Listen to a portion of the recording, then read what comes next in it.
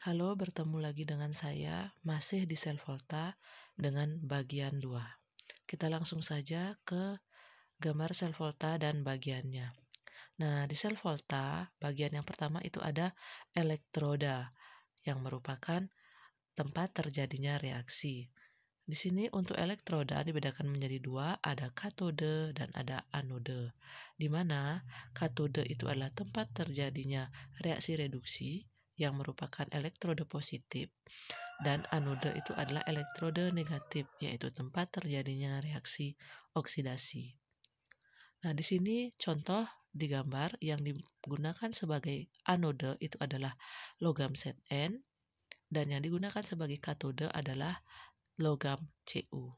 Seperti yang kita ketahui, dalam deret volta, Zn dan Cu yang terletak di bagian kanan adalah Cu, sehingga Cu memiliki potensial reduksi yang lebih besar, sehingga dia letaknya di reduksi katode.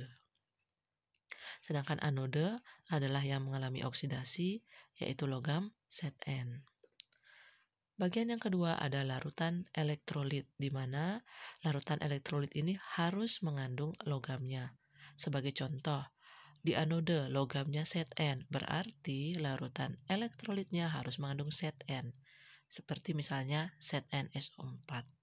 Di katode logamnya adalah Cu, sehingga larutan elektrolitnya harus menggunakan Cu.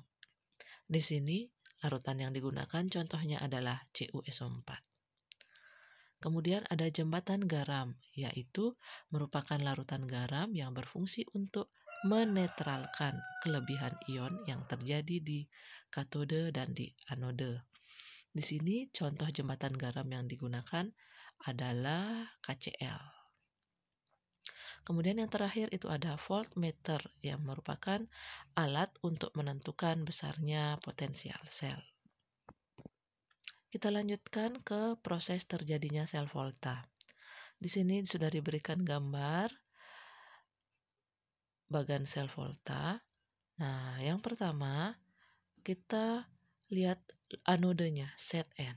Nah, Zn dia akan larut dalam larutan ZnNO32, sehingga dia akan menjadi Zn2+ dan melepaskan 2 elektron menurut reaksi oksidasi. Kemudian, 2 elektron yang dilepaskan oleh Zn ini akan mengalir melalui kawat penghantar, lalu diterima oleh ion Cu2+ yang berasal dari larutan elektrolit CuNO32, sehingga akan menjadi logam Cu. Nah, karena adanya logam Cu yang terbentuk melalui ion Cu2+, maka jumlah Cu2+-nya dia akan berkurang dan logam Cu-nya ini akan bertambah. Begitu juga yang terjadi di anode. Nah, karena logam Zn-nya sudah berubah menjadi Zn2+, maka logam Zn-nya akan berkurang dan ion Zn2+-nya akan bertambah. Nah, di sini akan terjadi ketidakseimbangan ion antara di anode dan di katode.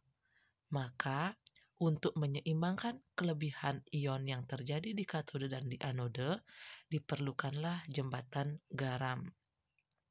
Contoh jembatan garam yang digunakan di sini adalah KNO3.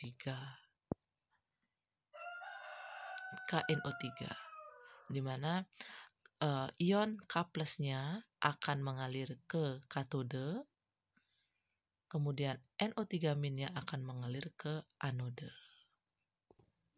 Lalu kita lihat hal-hal yang berkaitan dengan sel volta. Tadi sudah disebutkan ada elektrode. Kemudian di sini kalian akan belajar bagaimana menuliskan diagram sel. Nah, untuk menuliskan diagram sel atau bagan sel, yang pertama adalah mengenai reaksi oksidasinya dulu. Oksidasi dulu, kemudian dipisahkan dengan jembatan garam, baru reduksinya. Oksidasi seperti yang sudah kita ketahui, logam Lu menjadi ion logam, kemudian reduksinya ion logam menjadi logam. Kemudian menghitung potensial selnya, rumusnya adalah N0 sel adalah N0 logam yang ada di katode dikurangi N0 logam yang ada di anode. Kita langsung ke contoh soal. Nah, kalian diberikan soal seperti ini, kemudian tentukan yang A katoda dan anoda, yang B reaksi yang terjadi pada elektroda dan reaksi selnya, yang C notasi sel, yang D potensial sel. Nah, untuk penyelesaiannya, yang A untuk menentukan katoda dan anoda, karena kalian diberikan 2 buah reaksi setengah reduksi, berarti untuk menentukan yang mana katoda dan anoda, kalian lihat dari potensial reduksinya. Seperti yang kita ketahui, untuk potensial reduksi yang lebih besar, dia mengalami reduksi. Jadi letaknya di katoda. Kita lihat yang memiliki potensial reduksi yang lebih besar itu adalah Cu. Ini ya, Cu. Sehingga yang Cu berada di katoda. Sedangkan Mg berada di anoda. Kemudian reaksi selnya, untuk di katoda dia mengalami reaksi reduksi. Karena ini sudah merupakan reaksi reduksi yang diketahui, jadi tinggal kalian buat saja.